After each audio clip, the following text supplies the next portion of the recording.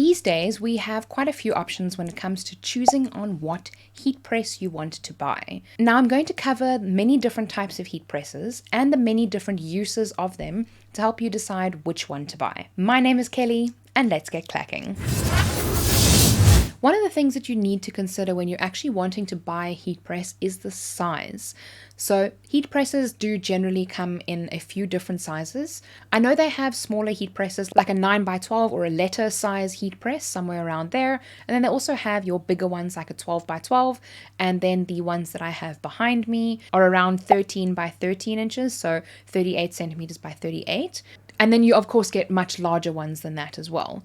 So consider what kind of items you're wanting to make. If you know that you're never going to need to press any decal that is bigger than a letter size, so 8.5 by 11 inches, or A4 size for those of you elsewhere in the world, then maybe a smaller press would work very well for you, especially if you are considering your budget as well.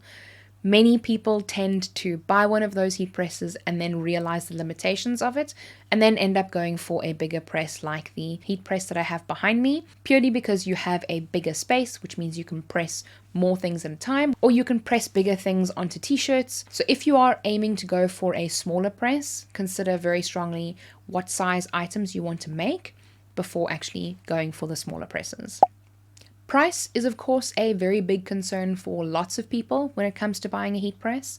Heat presses aren't terribly cheap, but you do get many different kinds of heat presses from about $200 and up. Now, I'm not going to talk to very specific models and specific prices because depending on where you are in the world, these will vary greatly. But there are many different heat presses that you can buy within a scale of budget. If we take the auto press, for example, I know that it's always a hot topic that this press is almost $1,000. And then we have the heat press just behind me, which is more $200, $250. They are very different in certain ways, and you will need to figure out whether the advantages that you get of the normal clamshell or whether the advantages that you get out of the auto press are something that you are looking for. And you'll need to weigh up whether you are able to spend $1,000 on a heat press or whether you are perfectly happy with just the $250 one that looks industrial. It does its job perfectly.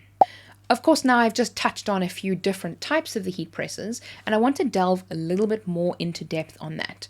So there are many different types of heat presses that you can get, and they all have special functions and special abilities, and they work for very different things. Now, the 5 that I'm going to be talking about today are your clamshell, swing away, auto press, easy press range, and your multifunction presses.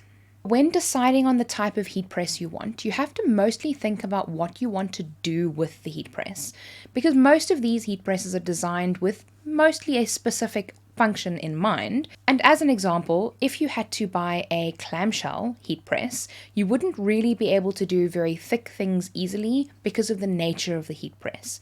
Because it opens like that, it generally has more pressure at the back than it does at the front when it comes to thicker objects.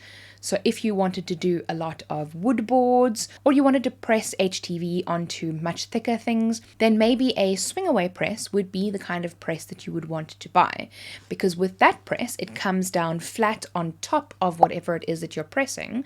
So generally, you're going to get a much more even press on thicker objects. So that's one of the things that you need to consider about what you're wanting to do with these presses. So if you're going to be doing mostly t-shirts, hoodies, clothing, pressing iron on or HTV onto things, then a clamshell press is going to be a fantastic option for you. It works really well for all of the thin items that you want to press for sublimation onto much thinner items. So those are the kinds of things that you would then buy a clamshell press for. If you know that you're going to want to do much thicker items as well, like you're wanting to venture into doing canvas boards, wood boards, those kinds of things, then a swing away press might be a better option, because not only will you be able to do all of the things that the clamshell can do very easily, but you'll also have the additional benefits of doing the thicker items. The downside of having a swing away press is the fact that it does take up a lot of space, because not only do you need the space on your table, but you also need the space for the top of the press to actually swing away. So you need a very wide area on your table. Maybe if it's on the edge of a table and it can swing away over onto an area that you wouldn't use, that would work very well. But that is one of the downsides of using a swing away press. The next kind of press range that I'm going to talk about are the easy presses. So these are mainly Cricut presses, and I know that there are lots of other brands that have brought out very similar type easy press machines. They aren't very heavy or difficult to use.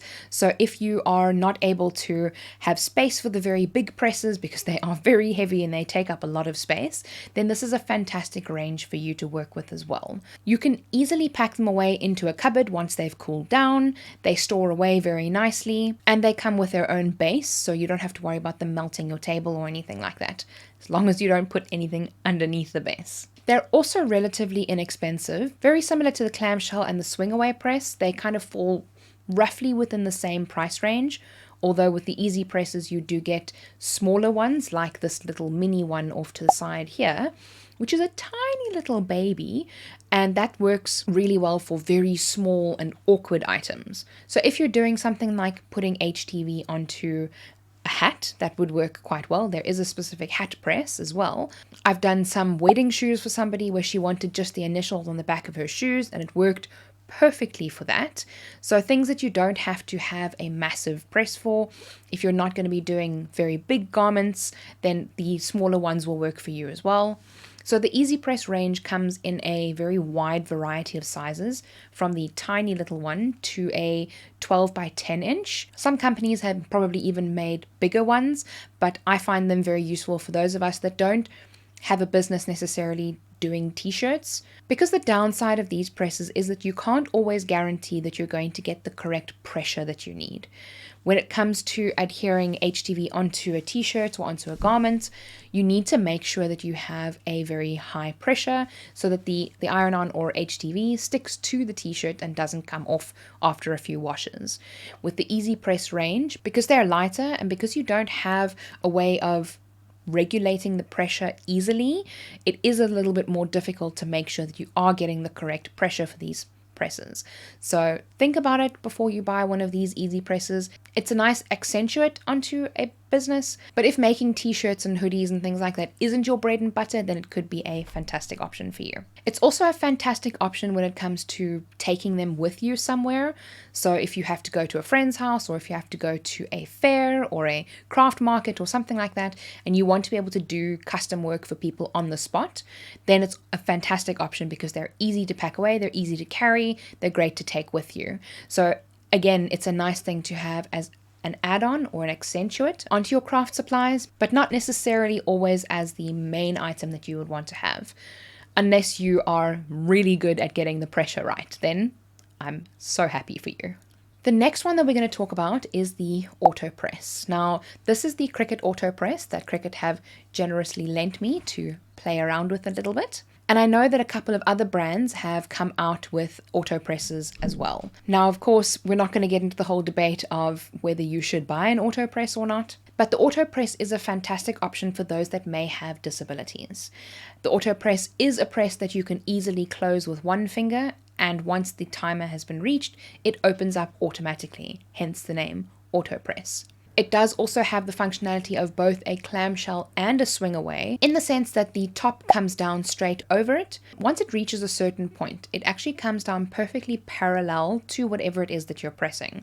So if you are pressing slightly thicker items like wood or something on canvas, then you kind of have the advantage of both the clamshell and the swing away. I'm not sure if this is the same feature for all auto presses, but the feature of it opening up automatically once it's done is a huge plus for me. And although you can't change the pressure on the auto presses, which is a bit of a concern if you're doing things like sublimation and you need to be able to have a much higher pressure or a much lower pressure on certain items, that could be a concern for you. And it is something that you need to keep in mind if you are wanting to make items like that with an AutoPress. But like I mentioned, for those that may have disabilities that don't have the arm strength to be able to open and close a normal press, the AutoPress is a fantastic option, as it's very easy to close and you won't have to worry about using tons of arm strength in order to get it to work properly. Now, the last one that I want to talk about is the 8-in-1 or the 5-in-1 press options. There are many different variations of these: 5-in-1, 7-in-1, 6-in-1, you get the idea. Basically what it is it is a heat press, but it also has certain attachments where you can make mugs, plates, pens, caps, all kinds of different things. They vary from bundle to bundle. So if you're wanting to try many different types of items, not just one particular thing, you don't want to just be limited with what you can do with a normal heat press, then this is a fantastic option. Bear in mind that when you do buy a particular 8-in-1 or a 7-in-1 press, you are limited to that press and to that attachment. So if you buy one particular brand and then let's say your 12-ounce cone mug attachment breaks, you won't necessarily be able to buy any 12-ounce cone mug attachment to replace that one. You may need to go back to that specific supplier because the attachment on the heat press may actually be different. So keep that in mind and maybe research it before you buy one of these, as that could be a deciding factor on which one you want to go for. I hope that you have found this video helpful. I will leave some links to some recommended products that I have down in the description. Subscribe for more Cricut and crafting tutorials, as it's free and it really helps me out. And I'll see you in the next video. And remember, be kind to someone today. See you soon.